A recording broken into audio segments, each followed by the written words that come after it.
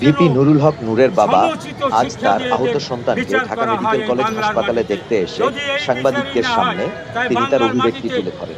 তিনি বলেন, অভ্যুত্থান বিরোধী যে কালো শক্তি আছে, দেশি বিদেশি, তাদেরই কাজ। এখানে নুরুল হক নূরকে পরিকল্পিতভাবে হত্যা করা এবং প্রতিশোধ নেওয়াই ছিল তাদের মূল উদ্দেশ্য। সেই দেশের মানুষ কিভাবে ওই দেশে বসবাস করে?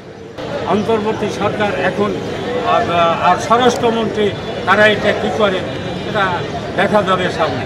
আমি আরেকটা কথা বলবো, এই বৈষম্য বিরোধী দল আজকে বাংলাদেশের তারা একটা বড় দল। এই শুধু এটা বৈষম্য বিরোধী দল শুধু ছাত্ররা করে নাই, আপামার জনসাধারণ, সারা বাংলাদেশের মানুষ, আলেম ওলামায়, কামার কুমার, ঋষি জাতি সবাই 5 তারিখে নামছে। অতএব এই 5 তারিখের জুলাই অভ্যুত্থানে সবার সম অধিকার আছে।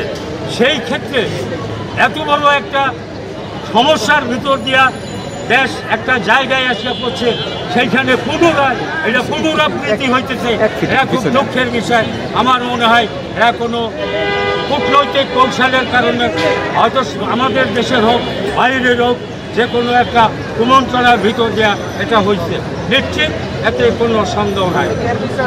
এই হামলার তীব্র নিন্দা এবং এই এত বড় একটা ন্যক্কারজনক ঘটনা এখন পর্যন্ত প্রশাসনের দিকে কী পদক্ষেপ নিছে, স্বরাষ্ট্রমন্ত্রী কী পদক্ষেপ নিছে, তারপরে প্রধান উপদেষ্টা কী পদক্ষেপ নিছে, এটা তো আমরা জানি না। পদক্ষেপ নেবে তারা, এটা তাদের নেওয়ার কথা, এবং তারা কী নিছে এটা আমরা জানি না।